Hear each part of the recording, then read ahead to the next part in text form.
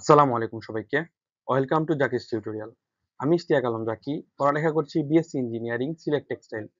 আজকের ক্লাসে আমরা এসএসসি পদার্থবিজ্ঞান অধ্যায় ৪ অর্থাৎ কাজ, ক্ষমতা ও শক্তি অধ্যায় নিয়ে আলোচনা করব। এর বেসিক পার্ট নিয়ে আলোচনা করব। এই ক্লাস করলে ইনশাআল্লাহ আশা করি তোমাদের আর এই চ্যাপ্টারে বেসিকে কোনো প্রবলেম থাকবে না। তো চলো শুরু করা যাক। আচ্ছা, প্রথমেই আমাদেরকে জানতে হবে কাজ। কাজ জিনিসটা কি? কাজ আমরা ইংরেজি জানি কি? ওয়ার্ক। আচ্ছা, তো কাজ কাকে বলে?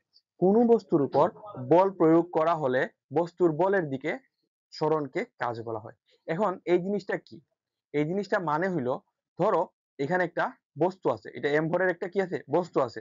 এই বস্তুটার উপর তুমি যখন এফ বল আঘাত করবা এই বস্তুটার উপর, তাইলে এই বস্তুটা কি করবে? ধরো এই জায়গা পর্যন্ত আসলো, ওকে? এই যে এতটুক জায়গা যে সে এস পরিমাণ দূরত্ব অতিক্রম করছে, এই যে এস পরিমাণ দূরত্ব অতিক্রম করছে, সেটাকে আমরা কি বলবো? কাজ বলবো। তাইলে আমরা কাজের সংজ্ঞাটা, তাইলে কাজের সূত্রটা কি দাঁড়ায়? কাজ সমান হইতেছে বল ইনটু সরণ, ওকে? তো এটা এফ দ্বারা কি বোঝায়? এফ দ্বারা বোঝায় বল, আর ইনটু এস দ্বারা কি বোঝায়? বলের দিকে সরণ, ওকে? তোমাদের বইয়ে শুধু সরণ দেয়া, সমস্যা নেই, এটা তোমরা একটু শিখে নাও, ওকে? আচ্ছা, তাইলে এখন একটা আমাদের কমপ্লিট হইলো। এখন তুমি এই যে এফ দ্বারা আমরা কি বুঝি? এফ দ্বারা আমরা বুঝি এম এ বা এম জি। কখন হয় এম এ? যখন তোমার আনুভূমিক হয় তখন তোমার হয় এম এ, আর যখন তোমার উলম্ব হয় তখন কি হয়? এম জি হয়। আশা করি বুঝতে পারছো, ওকে? আচ্ছা, তাইলে এই যে এফ এস, তাইলে ডাব্লিউ সমান, তাইলে আমরা কি লিখতে পারি? এম এ এস ও লিখতে পারি, এম জি এইচ ও লিখতে পারি। কেন? এইচ কখন হয়? যখন উলম্ব বরাবর কাজ করা হয়, এই জন্য এস এর বদলে কি লেখা যায়? এইচ লেখা যায়। এগুলো আমি তোমাদেরকে কিন্তু চ্যাপ্টার 2 তে ভালো করে বুঝাই দিছি। আচ্ছা, এখন এই জায়গার মধ্যে বল ইনটু বলের দিকে সরণ। আচ্ছা, এখন এখানে একটা বল আছে, তুমি বলকে এই এফ বলে আঘাত করলা, এই বলকে, অর্থাৎ একটা ধরো ক্রিকেট বলকে তুমি এফ বলে আঘাত করলা, এ যাওয়ার কথা ছিল তোমার এই দিকে, কিন্তু সে চলে গেল এই দিকে, ওকে? তো এখানে একটা তোমার থেটা কোণ উৎপন্ন করছে না? যাওয়ার কথা একদিকে, আনুভূমিকের সাথে সে কি করছে? আনুভূমিকের সাথে থেটা কোণে এইদিকে চলতে শুরু করলো, ওকে? তো তাইলে কি হবে? কাজের সূত্র কি এফ এস হবে? না, তখন তোমার একটা কোণের সম্পর্ক চলে আসবে, তখন হবে তোমার F S cos theta, okay? এই কাজ সমান কি? F S cos theta. আশা করি তোমরা বুঝতে পারছো, ওকে? আচ্ছা, তাইলে আসো নেক্সট লাইন। আচ্ছা, কাজ জানলাম, কাজের প্রকাশ করে কি দ্বারা? যেহেতু কাজ ডাব্লিউ ওয়ার্ক, তার মানে কাজকে প্রকাশ করা হয় ডব্লিউ দ্বারা, ওকে? আচ্ছা, তাহলে কাজের একক কি হবে? ডাব্লিউ সমান আমরা কি জানি? এফ ইনটু এস, ওকে? এফ সমান আবার কি জানি? M A into S. তাইলে এর একক, আচ্ছা, কাজের এককটা মেইনলি হইছে জুল। কাজের একক কি? কাজের একক হইছে তোমার জুল। এখন এটা কেমনে আসে? এই যে তোমার এফ আছে না, এফ এর একক কি দাঁড়ায়? এফ এর একক দাঁড়ায় নিউটন, আর এস এর একক কি দাঁড়ায়? এস মানে দূরত্ব, তার মানে এস এর একক কি? মিটার। অর্থাৎ তোমার কাজের একক এসে কি দাঁড়ায়? নিউটন মিটার, ওকে? আচ্ছা, এই জিনিসটা যে আমি তোমাদেরকে আগে করাইতেছিলাম, তো কাজ সমান কি? এম এ এস, এটা তো তোমরা জানো। তাহলে এম এর একক কি? কেজি, এর একক মিটার পার সেকেন্ড স্কয়ার, আর এস এর একক কি? মিটার। এস দ্বারা কি বোঝায়? দূরত্ব, তাহলে দূরত্বের একক কি? মিটার। আচ্ছা, তাহলে এটা কি দাঁড়ায়? KG metre square per second square. এইগুলো আমি তোমাদেরকে একক ও মাত্রার একটা ক্লাস করাইছিলাম, এখানে তোমাদেরকে ভালো করে বুঝাই দিছি, বুঝতে পারছো? তো এখানে তুমি কাজের একক কয়টা পাইলা? কাজের একক তুমি পাইলা KG metre square per second square, এখানে আবার পাইলা তুমি নিউটন মিটার, আর এখানে আরেকটা কি পাইলা? জুল। তাহলে কাজের একক কয়টা? তিনটা, ওকে?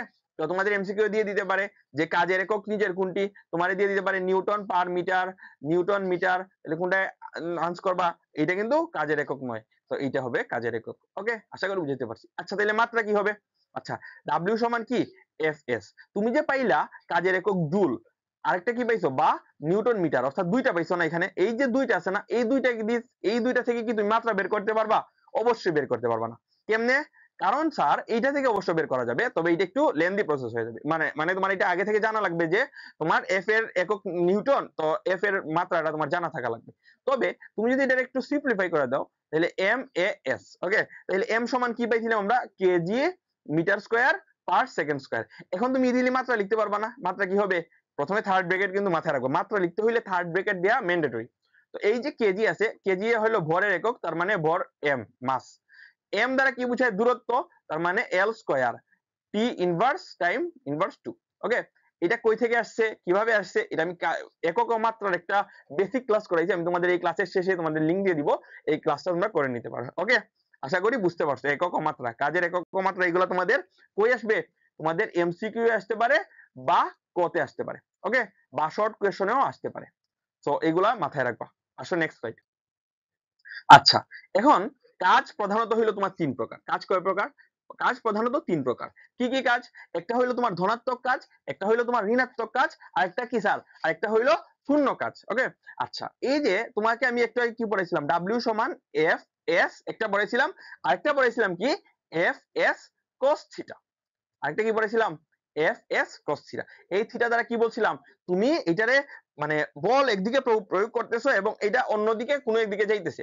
ধরো তুমি বলটা তোমার একটা বস্তু আছে এই জায়গার মধ্যে এম ভরের একটা বস্তু, বল এদিকে প্রয়োগ করছো এবং বস্তুটাও তোমার কি করছে, বস্তুটাও তোমার এই দিকে গেছে।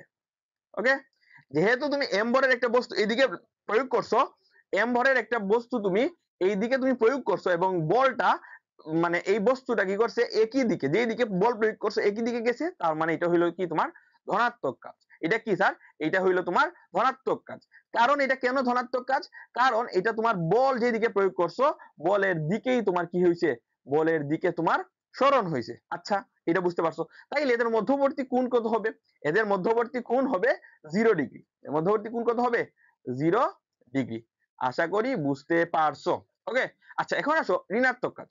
ধরো এটা তোমার কি এম ভরের একটা বস্তু, তুমি এইদিকে এফ বল প্রয়োগ করলা, বস্তুটা তোমার এইদিকে বিপরীত দিকে চলতে শুরু করলো, তার মানে সে কি করলো, বলের দিকে নাকি বিপরীত দিকে, বলের বিপরীত দিকে সরণ করলো, বলের বিপরীত দিকে কি হইলো, তার তার সরণ হইলো। ওকে, যেহেতু তার বলের বিপরীত দিকে সরণ হয়েছে, তার মানে এটা কি, এটা হলো তোমার ঋণাত্মক কাজ। ওকে, আচ্ছা, তাইলে এদের মধ্যবর্তী কোণ কত হবে? এদের মধ্যবর্তী থিটা কোণ হবে 180 ডিগ্রি। আশা করি বুঝতে পারছো, আশা করি একদম সিম্পল ভাবে বুঝতে পারছো। এখন আসো স্যার শূন্য কাজ। শূন্য কাজ জিনিসটা কি? শূন্য কাজ জিনিসটা হইলো, ধরো এখানে সব একটা বইয়ের একটা স্তূপ আছে, এই জায়গায় কি আছে, একটা বইয়ের স্তূপ আছে, এই সবগুলার ভর তোমার ধরো এম কেজি। ওকে, তাইলে বইটা একটা টেবিলের উপর রাখা, বইটা কি করা, একটা টেবিলের উপর রাখা। এখন তুমি এই বইগুলারে তুমি এই দিকে এফ বল প্রয়োগ করছো, কোন দিকে, এই দিকে এফ বল প্রয়োগ করছো, আর বই যে এইদিকে রাখা এর নিচে কি স্যার অভিকর্ষ ত্বরণের কাজ করতেছে, তার মানে এর কি করতেছে, নিচের দিকে আরেকটা কি করতেছে, টানতেছে। ওকে, এই যে এদের মধ্যবর্তী কোণ কত, 90 ডিগ্রি হয়ে গেছে না? যখন তোমার এদের মধ্যবর্তী কোণ 90 ডিগ্রি হয়ে যাবে, তখন এটা কি হবে, তখন তোমার এটা হয়ে যাবে তোমার শূন্য কাজ। বুঝতে পারছো? এখন এই আমরা একটা কাজ করি কি জানো, আমরা এমসিকিউ এর মধ্যে যখন তোমাকে ঋণাত্মক কাজ বলে, আমরা এখন চিন্তা করি 0 হবে নাকি 180 হবে নাকি 90 হবে, এগুলো চিন্তা করার দরকার নেই। এটা তোমার একটা আনঅফিশিয়াল কথা, মনে রাখবা এটা। আচ্ছা, এখানে cos থিটা আছে না, cos থিটা এর মান যদি তুমি 0 বসাও তাহলে এটা কি হবে, পজিটিভ একটা মান আসবে। তার মানে এটা হইলো 0 আসলেই তোমার কি হবে, পজিটিভ আসবে। যদি তুমি এখানে 180 ডিগ্রি বসাও তাহলে কি আসবে, একটা তোমার একটা নেগেটিভ মান আসবে, -1। তো এখানে কি নেগেটিভ আসছে, তার মানে কি ঋণাত্মক কাজ। আবার তুমি যদি এখানে 90 বসাও তাহলে এটা কি আসবে, আনসার আসবে 0, এই জন্য এটা কি শূন্য কাজ। ওকে, এটা হলো আনঅফিশিয়াল কথাবার্তা, আগের যেগুলো বলছি এগুলো হলো বেসিক জিনিস, আর এটা হলো আনঅফিশিয়াল মনে রাখার জন্য। ওকে, আচ্ছা, এখন আসো নেক্সট স্লাইড।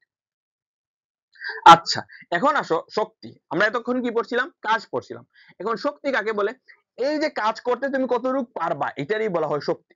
তুমি কাজ করতে কতটুকু পারবা এটারই বলা হয় শক্তি। কিভাবে বুঝতে পারছো?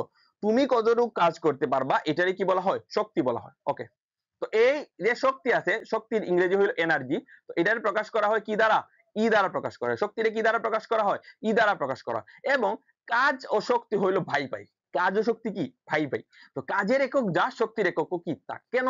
কারণ স্যার সে কাজ করার সামর্থ্য যেটা আছে এটাই তারে শক্তি বলা হয়। তার মানে আমরা এক অর্থে এটারে বলতে পারি কাজ আর শক্তি কি সিমিলার, বাট এদের মধ্যে কিন্তু একটা পার্থক্য আছে। পার্থক্যটা তোমাদের এই বইয়ের মধ্যে উল্লেখ করা হয়। ওকে, আচ্ছা, তো এখানের মধ্যে যে তোমার শক্তি আছে, তাহলে তোমার শক্তির একক কি হবে, শক্তির একক হবে KG metre square per second square.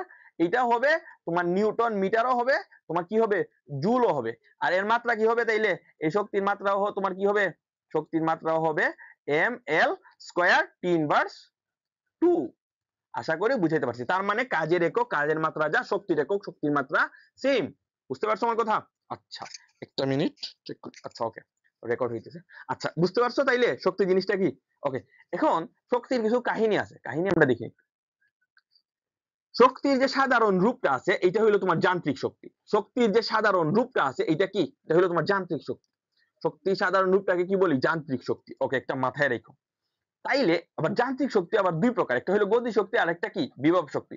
কোন গতি কারে কয় বিভব কারে কয় আমরা তো জানি না, সরি গতি তো আমরা জানি, গতি কারে কয় যখন একটা বস্তু চলতেছে এটারই তো আমরা গতি বলি। আর এখন স্থিতি আর একটা কথা আছে না, আমরা চ্যাপ্টার 2 এ পড়ছিলাম না গতি আর স্থিতি। স্থিতি কি বলছিলাম, যে এটা সময়ের সাথে তার অবস্থানের পরিবর্তন না হয় এটাকে আমরা বলি স্থিতি, আর যেটা সময়ের সাথে তার পরিবর্তন হয় এটাকে আমরা কি বলি গতি। আচ্ছা, এই যে গতি শক্তি আছে এইটারে তোমাদের বইয়ের মধ্যে টি দ্বারা প্রকাশ করা, এবং এই যে বিভব শক্তি আছে এটারে তোমাদের বইয়ের মধ্যে ভি দ্বারা প্রকাশ করা। ওকে, আচ্ছা, তো এইটারে আমি আবার এটারে প্রকাশ করি ই কে দ্বারা। যেটা আমি কি দ্বারা প্রকাশ করি, আমি প্রকাশ করি, আমি যখন অঙ্ক করি তখন আমি করি ই কে দ্বারা। আর এই যে ভি আছে এটারে আমি করি ইপি দ্বারা। কেন? এইখানে ইকে দ্বারা বুঝায় এটা হইলো তোমার কাইনেটিক এনার্জি। ইকে দ্বারা কি বুঝায়? ইকে দ্বারা বুঝায় তোমার এটা হলো কাইনেটিক এনার্জি, এবং ইপি দ্বারা কি বুঝায়? এটা হলো potential energy. So kinetic energy মানে গতিশক্তি, আর পটেনশিয়াল এনার্জি মানে কি? পটেনশিয়াল এনার্জি মানে হইলো বিভব শক্তি। আশা করি বুঝতে পারছো। তো এখন আমি যখন ম্যাথ করাবো তখন ইকে দ্বারা করাবো, তখন তুমি দেখবা আমার ম্যাথ করার পর তুমি যখন অন্য একটা বইয়ে ম্যাথ করতে যাবা তখন দেখবা মিলে না। স্যার লিখলো ইকে, বইয়ে দেয় টি, তার মানে কি? নো প্রবলেম, ইকে যেই কথা টি একই কথা। বুঝতে পারছো? আমি কেন জানি টি দ্বারা কি বুঝায় বা এটা আমি বুঝতে পারি না, আমার কেন জানি এটা মাথায় ধরে না, বা এটা ম্যাথ করতে গেলে আমি টি লিখবো লিখবো বললো আমার ইকে চলে আসে। কারণ কেন? এটা হলো কাইনেটিক এনার্জি, আমার একদম শর্ট ভাষায় আমি ছোটবেলা থেকে এটা মুখস্থ করে আসতেছি। তো এটা গতি শক্তি, এবং ইপি দ্বারা কি বুঝায়? পটেনশিয়াল এনার্জি, এটা হলো বিভব শক্তি। ওকে, আচ্ছা আসো নেক্সট স্লাইড। আচ্ছা, এখন গতি শক্তি বিভব শক্তি নিয়ে অনেক ধরনের তোমাদের কনফিউশন আছে। কনফিউশন গুলো আমি তোমাদেরকে একদম ইজিলি মানে শেষ করে দিব। আচ্ছা, এই জায়গার মধ্যে ইকে এর একটা সূত্র আছে। ওকে, ইকে এর সূত্র হলো হাফ এম বি স্কয়ার, আরেকটা আছে পি স্কয়ার বাই 2m। এই পি স্কয়ার বাই 2m কই থেকে আসলো? এই জিনিসটা আসছে এই জায়গা থেকে। এটার একটা তোমার ভার্সন আছে, মানে এটা তোমার ভি রে ভাঙাইয়া এটা আনছে। তো এটা তোমার এখন যাওয়ার দরকার নেই, এই দুইটা সূত্র তুমি কি করবা? মাথায় রাখবা। আর ইপি এর সূত্র অর্থাৎ বিভব শক্তির সূত্র হইলো শুধু একটা mg এবং h। ওকে, এই পি দ্বারা কিন্তু আবার এই পি দ্বারা কি বুঝায়? ভরবেগ বুঝায়। ওকে, এটা মনে রাখো, ভরবেগ বাই ভর, 2 ইনটু ভর। ওকে, আচ্ছা, এতটুকু পর্যন্ত আশা করি বুঝতে পারছো। ওকে, এখন এই জায়গার মধ্যে একটু কাউন্ট করো, এই জায়গার মধ্যে খেয়াল করো, এইটা একটা উপর এবং এইটা হইলো তোমার ভূমি। ওকে, এইটা হইলো সর্বোচ্চ উচ্চতা, এটা হইলো সর্বনিম্ন উচ্চতা। এটা কি উপরেরটা হইলো সর্বোচ্চ উচ্চতা, এটা হইলো কি সর্বনিম্ন উচ্চতা। আচ্ছা, এই জায়গার মধ্যে তোমারে কয়েকটা জিনিস মাথায় রাখবা। তুমি ধরো এই যে এটা আছে, এই দিকে তুমি কি করলা? এইদিকে একটা বস্তুরে বল রে নিক্ষেপ করলা, বল রে কি করছো? এভাবে নিক্ষেপ করছো। এই যে নিক্ষেপ করছো এই জায়গায় এসে কি করছে? সর্বোচ্চ উচ্চতা বিষয়ে কি করছে? থাইমা গেছে। কথা কি বুঝতে পারছো? সর্বোচ্চ উচ্চতা এই জায়গায় কি আইসা থাইমা গেছে না? এই যে সর্বোচ্চ উচ্চতা আইসা তো সে থাইমা গেছে। থাইমা গেছে বিদায়ী তো আবার সে নিচের দিকে কি করতেছে? পড়তেছে। তো এই যে উপরে উঠতেছে এটা হইলো তোমার কি? বিভব শক্তি। কথা কি বুঝতে পারছো? আর এই যে এটা নিচের দিকে নামতেছে এটা কি? এটা হইলো তোমার গতি শক্তি। আচ্ছা, এটা জানা লাগবে না, আমরা আরেকটু সামনে যাই এটা আরো বুঝতে পারবো। আচ্ছা, এখন তোমাকে আমি দুইটা কথা বলবো। কয়টা কথা? দুইটা কথা কিন্তু মনে রাখবে, একটা মিম আছে না, দুইটা কথা মনে রাখবা। কোন দুইটা কথা মনে রাখবা? এগুলা কোনোভাবে বুঝার দরকার নাই, আমি তোমাকে জাস্ট বলতেছি, শুধু মনে রাখবা এই দুইটা কথা। কি কি লিখবা? গতি শক্তি, তোমার কি গতি শক্তি কাউন্ট করে, কাউন্ট করে উপর থেকে পয়েন্ট, কি উপর থেকে পয়েন্ট। ওকে, আর এখানে আরেকটা লিখবা যে এই বিভব শক্তি, লিখবা যে বিভব শক্তি কাউন্ট করে নিচ থেকে পয়েন্ট। ওকে, আশা করি বুঝতে পারছো। কই থেকে কই কাউন্ট করে, কি কাউন্ট করে, এগুলো আশা করি তোমরা কি করছো? বুঝতে পারছো। ওকে, এই দুইটা লাইন কি করবা? একদম স্টার মার্কস দিয়ে রাখতেছি। এই দুইটা লাইন আমি জানি না কোন স্যার বা এরকম কেউ মানে পড়াইছেন কিনা বা সামথিং, আমি এইভাবে মনে রাখতাম। এই দুইটা লাইন তুমি মানে জীবন দিয়ে মনে রাখবা। কেমনে? এগুলো জানার দরকার নেই, কিভাবে কি এগুলো জানার দরকার নেই। এখন এই জায়গাটা আশা করি জিনিসটা বুঝতে পারছো যে এই জায়গায় যদি তোমার উপর হয়, এই জায়গায় যদি তোমার নিচ হয়, তুমি যদি এইদিকে বল রে একটা ইটা মারো এবং সরি উপরে নিক্ষেপ করো, এটা যদি উপরে নিক্ষেপ করো তার মানে ধরো এটা একটা বল, এই কলমটা একটা বল, আমি যে এই যে নিক্ষেপ করছি এই জায়গায় এসে থাইমা গেছে না, থামার পরে না নিচে নামছে। তো এই জিনিসটা মনে রাখবা যে এই জায়গায় এসে সে কি করে? থাইমা যায়। এই জায়গায় এসে কি করে? সরি, এই জায়গায় থাইমা যায়, তারপরে আবার নিচের দিকে কি করে? পড়া শুরু করে। আচ্ছা, আরো দুইটা কথা মনে রাখবা, এই দুইটা কথা তোমাদের একদম মনে রাখা ম্যান্ডেটরি। মনে রাখবা যে সর্বোচ্চ উচ্চতায়, এগুলা প্রমাণ কিন্তু আমি তোমাকে নেক্সট যখন ম্যাথের ক্লাস করাই দিব তখন আমি তোমাকে আরো ইজিলি বুঝাইতে পারবো। এগুলার এই যে 4টা কথা বলতেছি, 4টা কথা প্রমাণ ম্যাথের মধ্যেই তোমাদেরকে আমি বলে দিব যে মানে এই ক্লাসে বুঝাই দিছিলাম। মনে রাখবা সব সময় সর্বোচ্চ উচ্চতায় তোমার গতিশক্তি কি? গতিশক্তি তোমার 0। মনে রাখছো? 1। 2 হইল আরেকটা কথা মনে রাখবা যে সর্বনিম্ন উচ্চতায় বিভব শক্তি কি? বিভব শক্তি 0। ওকে, এই 4টা কথা ভালো করে যদি মনে রাখো, গতিশক্তি বিভব শক্তি রিলেটেড যত প্রশ্ন আসুক না কেন তুমি ইনশাআল্লাহ আটকাবা না। আমি বলে দিতেছি তুমি আটকাবা না। বুঝতে পারছো? ওকে, আচ্ছা, এই যে তোমার এই যে স্লাইডটা আছে, এই স্লাইডটা কিন্তু খুবই গুরুত্বপূর্ণ। এটা তোমরা যদি বুঝতে প্রবলেম হয় আবার রিক্যাপ করে এই জিনিসটা দেখবা। আমি তোমাদেরকে মানে কথা দিচ্ছি ইনশাআল্লাহ গতিশক্তি বিভব শক্তি থেকে এই যে কনসেপ্টটা আছে, এই কনসেপ্টটা খুবই গুরুত্বপূর্ণ এবং এই কনসেপ্টটা থেকেই পরীক্ষায় আসার সম্ভাবনা বেশি। ওকে, আচ্ছা আসো, গতিশক্তি বিভব শক্তি শেষ হইলো। এখন হইলো কিছু পড়ালেখার জিনিস। এইটা হইলো তোমার just for MCQ, just for ক নাম্বার। ওকে, বলতে পারে আচ্ছা শক্তির এখানে আগে আমরা পড়ি। এখানে বলছে শক্তির বিভিন্ন উৎস। কি বলছে? শক্তির বিভিন্ন উৎস। একটা বলছে শক্তির দুই ধরনের উৎস হইতে পারে, একটা হলো অনবায়নযোগ্য শক্তি আর একটা হলো কি নবায়নযোগ্য শক্তি। অনবায়নযোগ্য শক্তি মানে আমি যতটুকু বুঝি যে এটা হলো প্রাকৃতিকভাবে সৃষ্ট। প্রাকৃতিকভাবে সৃষ্ট ঠিক আছে, এবং এটা শুধু একবারই পাওয়া যায়, আবার পাইতে হলে অনেক লেট বা অনেক সময় বা কি বলবো। আচ্ছা এটা পড়ি আমরা দেখি। যে শক্তির উৎস একবার ব্যবহার করলে স্বল্প সময়ে পুনরায় সৃষ্টি করা যায় না। আচ্ছা, এর একটা উদাহরণ ধরো, তোমার এখানে কি দেয়া দিছে? একটা কয়লা দিয়ে দিছে। কি কি উদাহরণ আছে? তেল আছে, গ্যাস আছে, কয়লা আছে, নিউক্লিয়ার আছে। আমি তোমাকে শুধু এই সহজ একটা ভাষায় কয়লাটার একটা উদাহরণ দিই। ধরো আমার বাসা হইলো তোমার মেইন বাসা সুনামগঞ্জ। এই সুনামগঞ্জের তাহিরপুর নামে একটা উপজেলা আছে। এই তাহিরপুর উপজেলার মধ্যে তোমার কয়লা উৎপন্ন হয়। কি হয়? কয়লা উৎপন্ন হয়। আচ্ছা, এই জায়গার মধ্যে কয়লা উৎপন্ন হয় বা এখানে কয়লার মানে কয়লা উৎপন্ন হয় না, মানে হলো তোমার কয়লা পাওয়া গেছে বা সামথিং কিছু একটা। এই জায়গার কয়লা ওরা বিক্রি করে। ওকে, এখন এই কয়লাটা যখন শেষ হয়ে যাবে তখন কি আবার নতুন করে এই কয়লা এসে জমা হবে বা মজুদ হবে? এটার একটা এই জিনিসটা হলো যে এখানে পুকুর ছিল, পুকুরে পানি চলে গেছে, আবার কি এখানে এসে পানি জমবে? না। পানি আবার বৃষ্টি দিলে বা পানি নিয়ে আসলে তাইলে পানি হবে, আদারওয়াইজ কিন্তু পানি হওয়ার কোনো পসিবিলিটি নাই। এটা তো এই জায়গার মধ্যে সিম কয়লা, ধরো এই জায়গার মধ্যে একটা কয়লা আছে, তো কয়লা এখানে আছে, তো ওরা কি করছে? বিক্রি করে সব শেষ করে দিছে। এখন এই কয়লা শেষ হয়ে গেছে না, আবার কিন্তু পুনরায় এই কয়লাটা আসবে না। ধরো আমরা এইখানে ধরো এটা তোমার গাছ টাছ আছে না, আমাদের যে প্রাকৃতিক যে জিনিসগুলো, এগুলা যখন তোমার ভূমির উল্টো হয়ে পড়ে যায় বা 100 বছর যখন ভূমির নিচে থাকে বা 100 200 300 400 যত বছর থাকবে বা 1000 বছর, এই একটা মানে একটা ডেজ আছে, এদের পরিমাণ থাকলে এটা কি হয়? এটা কয়লাতে রূপান্তর হয়। সো এটা কি স্বল্প সময় উৎপন্ন করতে পারবা? আমি যদি এই জায়গার যে কয়লাগুলো আছে, এই কয়লাগুলো যদি আমি শেষ করে দিই, তাহলে কি পরের বছর বা আগামী দিন বা আগামী 2 বছর 5 বছর পরে কি আবার কয়লা এই জায়গায় পাওয়া যাবো? না, অবশ্যই পাবো না। তো এই জিনিসটাই আমি তোমাকে মানে বুঝাইতে চাইতেছি। ওকে, আচ্ছা এখন আসো তোমার নবায়নযোগ্য শক্তি। নবায়নযোগ্য শক্তি মানে হইলো আমরা আবার পুনরায় এটা সৃষ্টি করতে পারি। ওকে, নবায়নযোগ্য সিস্টেম, নবায়নযোগ্য মানে হইলো এটা আমরা আবার পুনরায় কি করতে পারি? আবার পুনরায় সৃষ্টি করতে পারি, এটারে বলা হয় নবায়নযোগ্য। তো এর উদাহরণ কি? জলবিদ্যুৎ। আচ্ছা, জলবিদ্যুৎ জিনিসটা কি? আমাদের ধরো কারেন্টের, এখন তো ধরো রূপপুর পারমাণবিক কেন্দ্র আছে কারেন্টের জন্য। ধরো এই আমাদের কারেন্টের কোনো কারেন্ট নাই। তো এই জায়গায় আমাদের যেই সমুদ্র যেগুলো আছে, এইগুলোর মধ্যে আমরা যখন টারবাইন দিয়ে লাগাই দিই, যখন আমরা কি করি? যখন আমরা টারবাইন দিয়ে লাগাই দিই, এটা আবার কি হয়ে গেছে? সাপ হয়ে গেছে। তো সাপ আমরা যখন এই সমুদ্রের মধ্যে টারবাইন লাগাই দিই, তখন কিন্তু এই টারবাইন ঘুরে ঘুরে কি করে? বিদ্যুৎ উৎপন্ন করে, এবং এটারে আমরা কি বলি? জলবিদ্যুৎ। তারপরে বলো সৌরশক্তি কি? ধরো আমার বাসায় কারেন্ট নাই, আমি যখন সৌরশক্তি অর্থাৎ সৌরশক্তি মানে হইলো আমরা যখন ব্যাটারি ইউজ করি না, ব্যাটারি আমরা কি করি? এটা আমরা চার্জ দিয়ে ইউজ করি। এই সৌরশক্তি যেটা জিনিসটা কি? এ চার্জ নেয় না, এ সূর্যের মাধ্যমে এই তাপটা গ্রহণ করে সে শক্তিতে উৎপন্ন হয়। এগুলা তো বায়োমাস, বায়োগ্যাস, এগুলা এইটাই ছিল বায়োগ্যাস। আশা করি বুঝতে পারছো। তো এই জায়গাতে কি আসবে? শক্তির বিভিন্ন উৎস। বলতে পারে যে তেল কোন ধরনের শক্তি? নবায়নযোগ্য নাকি অনবায়নযোগ্য? বলতে পারবা যে অনবায়নযোগ্য। তেল কি তুমি উৎপন্ন করতে পারবা 1-2 বছরে? না, শেষ হয়ে গেলে। আচ্ছা, তো তোমারে বলতে পারে যে নিচের কোনটি তোমার নবায়নযোগ্য শক্তি?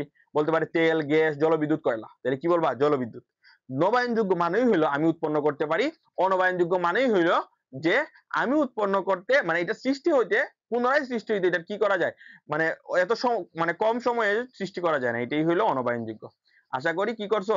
আশা করি বুঝতে পারছো। আসো, আচ্ছা এখন আসো ভর শক্তি। ভর আর শক্তির যে সম্পর্ক জিনিসটা আছে না, ভর আর শক্তি, ধরো এখানে একটা পারমাণবিক বোমা আছে, আমরা কি করি, এই যে আমাদের পারমাণবিক বোমা গুলা, এই যে পাকিস্তান অনেক পারমাণবিক বোমা আছে, তারপরে হইলো ইরান নাকি ইরাক, এগুলা পারমাণবিক বোমা আছে, আমি আসলে এগুলো জ্ঞান কম। তো পারমাণবিক বোমা আছে না, শুধু পারমাণবিক লিখে রাখছি, মানুষ মনে করবে কি পারমাণবিক সংখ্যা।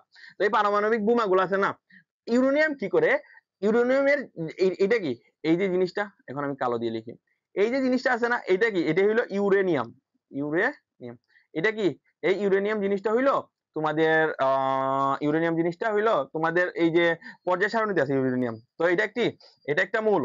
ইউরেনিয়াম হইলো U235, মানে এটা কি, এর পারমাণবিক তোমার ভর হইলো 235। ওকে, আচ্ছা, এর উপর যদি তুমি একটা নিউটন দ্বারা আঘাত করো, এই ইউরেনিয়ামের উপর যদি তুমি একটা নিউটন দ্বারা আঘাত করো, তাহলে তুমি পাবা বেরিয়াম আর কি, ক্রিপ্টন।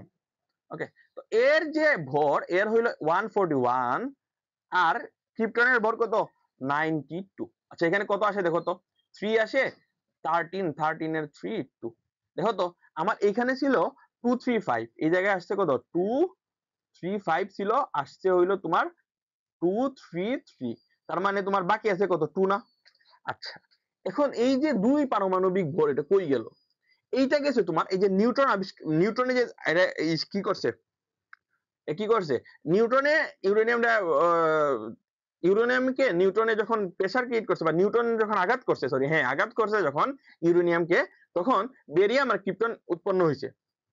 আচ্ছা, বেরিয়াম আর ক্রিপ্টন উৎপন্ন হয়েছে, এরপরে কি হয়েছে তোমার, এই জায়গার মধ্যে তোমার কি হয়েছে, বাকি দুই যে পারমাণবিক ভর আছে, এই দুই পারমাণবিক ভরে কি করছে, এই দুই পারমাণবিক ভর এই শক্তি খরচ হয়ে গেছে।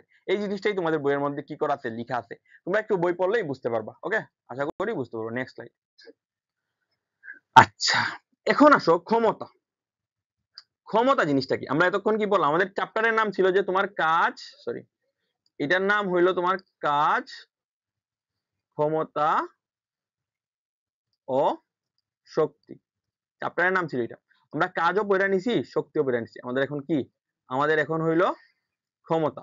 আচ্ছা, ক্ষমতা জিনিসটা কি, ক্ষমতা কাকে বলে, আচ্ছা ক্ষমতা বলে একক সময় তোমার যতটুকু কাজ করতে পারো, এটারে কি বলা হয়, ক্ষমতা বলা হয়। এটারে কি বলা হয়, ক্ষমতা বলা হয়। একক সময় তুমি যতটুকু কাজ করতে পারো, এটারে কি বলা হয়, ক্ষমতা বলা হয়। ক্ষমতারে প্রকাশ করা হয় তোমার পি দ্বারা। ক্ষমতার যেহেতু পাওয়ার, ক্ষমতার ইংরেজি কি, পাওয়ার, তোমার অনেক ক্ষমতা আছে ভাই, মানে তোমার অনেক পাওয়ার আছে ভাই, তো এইটা, তো ক্ষমতারে আমরা কি দ্বারা প্রকাশ করি, ক্ষমতারে আমরা প্রকাশ করি পি দ্বারা। আচ্ছা, এইটা বুঝতে পারছো। এখন পি কি, একক সময় যতটুকু কাজ করতে পারো, অর্থাৎ যতটুকু কাজ করতে পারো একক সময়, এটা হইলো ক্ষমতার কি সূত্র, ক্ষমতার সূত্র বুঝতে পারছো। ক্ষমতার সূত্র কি, পি সমান ডাব্লিউ বাই টি, মানে কি, পি সমান ডাব্লিউ বাই টি মানে হইলো একক সময় তুমি যতটুকু কাজ করতে পারো, টি সময় যতটুকু তুমি কাজ করতে পারো, এটাকে কি বলা হয়, ক্ষমতা বলা হয়। ওকে, এখন আমরা এটার ভাঙাইতে পারি না, ডাব্লিউ সমান কি আবার এফ এস বা এফ এ, কিন্তু বা লেখা দিই, নাহলে মনে করবে ভাগ দিয়ে দিছি, এফ এস বা এফ এইচ। কখন এফ এস হবে, কি বলছিলাম, আনুভূমিক হইলে এ এবং এস হয়, উলম্ব হইলে জি এবং এইচ হয়, এগুলো আমি তোমাদেরকে পড়াইছিলাম। আচ্ছা, আর ডিভাইডেড বাই টি, তার মানে এই জায়গায় কি লিখতে পারো, এম এ এস বা M G H divided by T. কখন কোনটা হবে, এটা হইলো আনুভূমিক, এটা কি আনুভূমিক, আর এইটা কি, এটা হইলো উলম্ব। ওকে, আশা করি বুঝতে পারছো। ওকে, এই হইলো তোমার ইসের সূত্র, ক্ষমতার সূত্র। ক্ষমতার সূত্র তাইলে কি কি দাঁড়াইলো, কয়েকটা সূত্র দাঁড়াইলো। এক নাম্বার হইলো পি সমান ডাব্লিউ বাই টি, আবার হইলো M A S by T, আবার হইলো M G H by T. এই তিনটা কি সূত্র দাঁড়াইলো, এই তিনটা তোমার দাঁড়াইলো তোমার কি, বলো কিসের সূত্র দাঁড়াইলো, ক্ষমতা সূত্র দাঁড়াইলো। এখন তাহলে একক কি হবে, আচ্ছা আমরা এটাকে কেমনে ভাঙাইতে পারি, এম এর একক কি, এর আমরা একক বের করতেছি, এম এর একক হইলো কেজি, জি এর একক কি, metre per second square, H এর একক কি, metre, divided by T, sorry T এর একক কি, টি মানে টাইম, টি এর একক হইলো তোমার, সরি টি এর একক হইলো তোমার সেকেন্ড, টি এর একক কি, টি এর একক হইলো সেকেন্ড। তাইলে এটা কি দাঁড়ায়, তার একক দাঁড়ায় KG metre square per S inverse 3 বা এস ইনভার্স 3, বুঝতে পারছো, এটা হইলো একক। বা এর আরেকটা একক আছে হইলো ওয়াট। ওকে, ক্ষমতার একক ওয়াটও আছে এবং কেজিও। এখন তোমার দিয়ে দিল যে তার ক্ষমতা হইলো 5 কিলোওয়াট, তার মানে তুমি কি করবা, কিলোওয়াটে রাখবা না, এটা তুমি কিসে নিবা, ওয়াটে নিবা। কেমনে নিবা, 1000 দ্বারা গুণ করে নিবা। তো এই যে KG metre per second, sorry metre square per S inverse 3, এটা হলো কি এর একক। তাইলে তার মাত্রা কি হবে স্যার, তার মাত্রা তুমি থার্ড ব্র্যাকেট না দিলে স্যার কাইটা দিবে স্যার? তাহলে তোমার কেজি বলছে, তাহলে কেজি মানে কি? কেজি মানে হইলো ভর, ভরের মাত্রা কি? মাস, এম। এম দ্বারা কি বোঝায়? দূরত্ব, দূরত্বের length L in L square. S দ্বারা বোঝায় টাইম, অর্থাৎ টি ইনভার্স 3, সময় টি ইনভার্স 3। এই হইলো তার মাত্রা, এই হইলো তার কি? এই হইলো তার একক। আশা করি বুঝাইতে পারছি। আচ্ছা, এখন যদি তোমার একটা কোয়েশ্চন করি, একটা ছোটখাটো একটা কোয়েশ্চন করি, তোমার যদি বলা হয় যে তাইলে 100 ওয়াট বলতে কি বুঝো? কি বুঝো? এই 100 ওয়াট বলতে তুমি কি বুঝো? তাইলে তুমি কি বলবা? সূত্র কি পড়ছিলা? উপরে হইলো কাজ, নিচে হইলো সময়। তাইলে তোমার বলতে পারবা তুমি প্রতি সেকেন্ডে, কি বলতে পারবা? প্রতি সেকেন্ডে, আচ্ছা বাংলায় লিখি, যেহেতু লিখতেছি বাংলায় লিখি, আমি তো বাঙালি। তো এখানে লিখি যে প্রতি সেকেন্ডে তোমার কি করতে পারে? 100 জুল শক্তি, 100 জুল শক্তি তোমার কি করতে পারে? শক্তি ব্যয় করতে পারে। ব্যয় করাকে কি বলা হয়? 100 ওয়াট বলে। ওকে, এখন তোমার একটা ফ্রেন্ড, পরীক্ষার হলে তো তোমরা দেখা দেখি অনেকেই করো, যারা করো তোমাদেরকে বলতেছি, দেখো তোমরা কেমনে কনফিউজড হও। 100 ওয়াট বলতে কি বোঝায়? তো এই যে 100 ওয়াট বলতে তোমার একটা ফ্রেন্ড লিখলো যে তুমি পড়ে গেছো যে প্রতি সেকেন্ডে 100 জুল শক্তি ব্যয় করাকে 100 ওয়াট বলা হয়, এমনি বুঝাই গেছো, বুক পড়ে গেছো। তোমার একটা ফ্রেন্ড লিখলো 2 সেকেন্ডে 50 জুল শক্তি ব্যয় করাকে 100 ওয়াট বলা হয়। তখন তুমি কনফিউজড হয়ে যাবে না? ভাই ও কি লিখলো, আমি কি লিখলাম? হ্যাঁ, এখানে কিন্তু কনফিউজড হয়ে যাবে না। তুমি এখানে এটাও লিখতে পারো যে 2 সেকেন্ড সময়ে 50 জুল শক্তি ব্যয় করাকেও 100 ওয়াট বলে, সো সামথিং। আশা করি এটা মাথায় রাখবা। এইটা তোমার খ নাম্বারে আসতেও পারে। ওকে, মাথায় রেখো। এখন আসো স্যার, কই আসবা? এখন আসো স্যার নেক্সট স্লাইডে। এই চ্যাপ্টারের লাস্ট টপিক, এবং এইটা ঘ নাম্বারে ইম্পর্টেন্টের জন্য, ইম্পর্টেন্টের জন্য ইম্পর্টেন্টই। এখন দেখি কর্মদক্ষতা কাকে বলে। কর্মদক্ষতা হইলো কোন যন্ত্রে মোট যে পরিমাণ শক্তি প্রদান করা হয়, কোন যন্ত্রে মোট যে পরিমাণ শক্তি প্রদান করা হয়। আচ্ছা, যে পরিমাণ শক্তি প্রদান করা হয় তার মানে কি? এটা তুমি ইনপুট করছো, অর্থাৎ প্রদত্ত শক্তি। আর এই যন্ত্রে তুমি ইনপুট করছো একটা, তুমি এই যে অংশে কতটুকু অংশ তোমার কাজ করছে। তুমি ধরো একটা যন্ত্রে, অর্থাৎ ধরো এইটা একটা মোটর, এটা কি একটা মোটর? ওকে, আমি আঁকতে তেমন পারি না। ধরো এটা একটা মোটর, এখানে তোমার 100 জুল তুমি কি করছো? ইনপুট করছো, সে তোমার আউটপুট দিছে 80 জুল। এই যে এদের যে অনুপাত, বুঝছো? এই যে আউটপুট দিছে, এটারে বলা হয় লব্য কার্যকর শক্তি, বা তোমার কি প্রাপ্ত শক্তি বা কার্যকর শক্তি, সামথিং। এই দুইটার যে অনুপাত, এটারই আমরা বলি কর্মদক্ষতা। তাইলে কর্মদক্ষতার সূত্র কি, সংজ্ঞা কি দাঁড়ায়? কোন যন্ত্রে মোট যে পরিমাণ শক্তি প্রদান করা হয় তার যতটুকু অংশ আমরা কার্যকর শক্তি হিসেবে ফিরে পাই, তাকে কি বলা হয়? কর্মদক্ষতা বলা হয়। এখন আমার যে স্লাইড ম্যান আছে উনি একটা ভালো কাজ করছে, এখানে যতর জায়গায় লিখে দিছে কত। এটা কেমনে মিটাই বলো তো আমারে? এটা কেমনে মিটাই? হলো পরে যারা স্লাইড পড়বে তাদের জন্য সমস্যা হয়ে যাবে। যে বলবে যে স্যার বলল কত, তার মানে আমি লেখা দিছি কত, এখন আমার আবার কাইটা দিল। যতটুকু অংশ আমরা কার্যকর শক্তি হিসেবে ফিরে পাই সেটাকে আমরা কি বলা হয়? কর্ম দক্ষতা বলা হয়। আশা করি তোমরা এটা কি করছো, বুঝতে পারছো। এখন আমি তোমাদেরকে একটা গল্প বলবো, তোমরা এটা সুন্দর করে বোঝার চেষ্টা করবা। আচ্ছা, তুমি যখন পড়ালেখা করো, ধরো তোমার পরীক্ষার বাকি হইলো তোমার 10 বা 12 দিন। এখন তোমার ধরো, না সামথিং, এটা বাদ দাও। এখন তুমি যখন পড়ালেখা করো, ডেইলি তুমি 10 ঘন্টা করে পড়তেছো পড়তেছো পড়তেছো পড়তেছো পড়তেছো। এখন তুমি, এটা আমি তোমাকে লেখা লেখা বুঝাই। তুমি ধরো ডেইলি 10 আওয়ার করে পড়তেছো, তুমি ডেইলি 10 আওয়ার করে পড়ে এক্সাম হলে বসলা, এক্সামে বসলা, কিন্তু স্যার তুমি ফেল করে ফেললা। কি করলা? ফেল করে ফেললা। তোমাদের এটা না হোক বা, জাস্ট বলতেছি উদাহরণ হিসেবে। তখন তোমার যে পাশের বাসার আন্টি আছে, উনি কি এসে জিজ্ঞাসা করবে তুমি কয় ঘন্টা পড়ছো, নাকি এসে জিজ্ঞাসা করবে যে তুমি কি রেজাল্ট করছো? বলো তো। তোমাদের জিজ্ঞাসা করবে না তুমি কি রেজাল্ট করছো? হ্যাঁ, এটাই জিজ্ঞাসা করবে। আমরা এটার মধ্যে আমরা এইভাবে বলা হয় যে P prime by P into 100%, এটা এইভাবে বোঝানো হয়। আমি জানি না পি প্রাইম কি, পি কি, আমি আসলে এটা মাথায় রাখি না। আমি কি মাথায় রাখি? আমার উপরে হলো আউটপুট, কারণ আমার কি এসে জিজ্ঞাসা কি করতেছি, আমার এসে জিজ্ঞাসা করছে তুমি 10 ঘন্টা পড়ছো কিনা, না, তুমি ইন দিছো 10 ঘন্টা করে, কিন্তু তুমি আউটপুট পাইছো ফেল। তো এই ফেলটাই উনার কাছে হিসাব আসবে। তুমি যে এই 10 ঘন্টা পরিশ্রম করছো এটা উনি কি করবে না, কাউন্ট করবে না। মাথায় রাখো। তো এই যে তোমার এটা কাউন্ট করবে না, এই জিনিসটারই কি বলা হয়? এই জিনিসটাই হইলো তোমার, এই জিনিসটার অনুপাতে আমরা বলি কর্মদক্ষতা। এখন আসো, এটার যে মূল যে সূত্র, কর্মদক্ষতার যে মূল যে সূত্র হচ্ছে প্রাপ্ত শক্তি বা কার্যকর শক্তি। অর্থাৎ তুমি তার ইন করছো, মোট শক্তি বা প্রদত্ত শক্তি তুমি তার যতটুকু দিছো, দেওয়ার পরে তুমি যতটুকু পাইছো, এই দুইটার অনুপাতকে কি বলা হয়? এই দুইটার অনুপাতের ইনটু 100% বলা হয় কর্মদক্ষতা। আচ্ছা, আমি একটা জিনিস মিসিং করছি।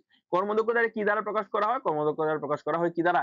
এটারে কি বলা হয়? এন বলা হয়? না, এন বলা হয় না। এটা বলা হয় ইটা দ্বারা। ওকে? এই কর্মদক্ষতাটা তাহলে কি দ্বারা প্রকাশ করা হয়? এইটা দ্বারাই। ওকে? বুঝতে পারছো আশা করি। তো এই সূত্রটা কি মনে থাকবে? পি প্রাইম বাই পি নাকি পি বাই পি প্রাইম, এগুলা সম্পর্কে আর কোন, আশা করি তোমাদের মধ্যে আর কোনো এইগুলা নিয়ে কনফিউশন নাই। যদি থাকে আমার জানাইও, আরো তোমাদেরকে আরো একটু বিশ্লেষণ করে দিব। ওকে? তো এখন আসো তাইলে তার একক কি মাত্রা কি? আচ্ছা গরু, তুমি গাধা। কেন বললাম? এর একক কি মাত্রা কি হইতে পারে? না। কেন হইতে পারে না? এটা দেখো। স্যার, এইটাও তো স্যার একটা এক প্রকার শক্তি। এর একটা একক আছে, এর একটা একক আছে। দুইটা যখন ভাগ করবা, দুইটা কি কাটা চলে যাবে না? তার মানে কি তার কোনো একক নাই। তোমার এমসিকিউ দিতে পারে যে কর্মদক্ষতার একক কি? তুমি কি বলবা? কর্মদক্ষতার একক মিটার নাকি মিটার পার সেকেন্ড? কিছুই বলবা না। তুমি বলবা যে এটা একক নাই। যেহেতু তার একক নাই, তাইলে তার কিও নাই? তার মাত্রাও নাই। বুঝতে পারছো স্যারেরা? মাথায় রাখবা। কিসের একক নাই, কিসের মাত্রা নাই? বলতো? বলবি যে কর্মদক্ষতার এককও নাই, মাত্রাও নাই। ক্লিয়ার? এখন এই কর্মদক্ষতা সম্পর্কে কি ধরনের ম্যাথ আসতে পারে, এই ম্যাথ গুলো আমি তোমাদেরকে নেক্সট ক্লাসে পড়বো। জাস্ট এটা একটা উদাহরণ দিতেছি। দেখো, যদি একটি যন্ত্রে 100 জুল শক্তি পেয়ে 80 জুল কাজ করে, অর্থাৎ 100 জুল শক্তি তুমি কি করছো, এই শক্তি তুমি কি করছো, ইন করছো, আর 80 জুল কি পাইছো, এটা আউটপুট পাইছো। তার মানে আমরা কি বলবো, এটা ইকুয়াল টু কি, পি আউটপুট উপরে আর নিচে কি, পি ইনপুট ইনটু কত, 100%। তাইলে তোমার আউটপুট কত, আউটপুট হইলো 80 ডিভাইডেড বাই কত, তুমি ইন করছো 100 ইনটু 100%, এটার গুণ ভাগ করলে কি হয়, এটার গুণ ভাগ হলে হয় তোমার 80%।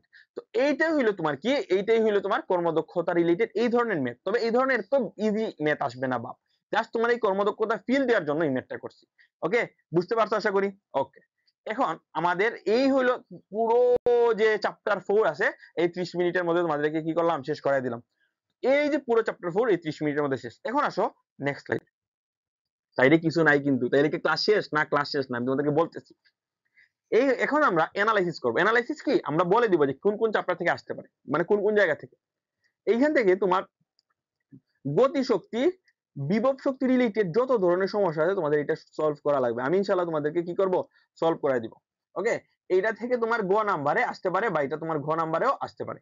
এবং আরেকটা কি আসতে পারে, এইখান থেকে আসতে পারে কর্ম দক্ষতা থেকেও কি করতে পারে, আসতে পারে। এইটা তোমার ঘ নাম্বারে আসবে আসলে। ওকে, এই হইলো তোমার কি, এই চ্যাপ্টার থেকে এই দুইটাই হইলো তোমার সিকিউর হটস্পট, মানে কি বলবো, হট একদম চ্যাপ্টার। ওকে, এখন এই জিনিসগুলো তোমরা পড়বাই, কিছু কনসেপ্ট তোমাদের জানা লাগবে। এই যে গতিশক্তি বিভব শক্তির একটা স্লাইড আছে না, ভালো করে যে পড়াইছি, এই স্লাইডটা তোমরা একটু ভালো করে আবার আরেকটু রিক্যাপ করবা, আবার এই ক্লাসটা এই জায়গাটা থেকে আরেকবার দেখবে, এবং কর্মদক্ষতা যেই তোমার পয়েন্ট আছে এত সময় থেকে এত সময়, এই জায়গাটা একটু দেখো।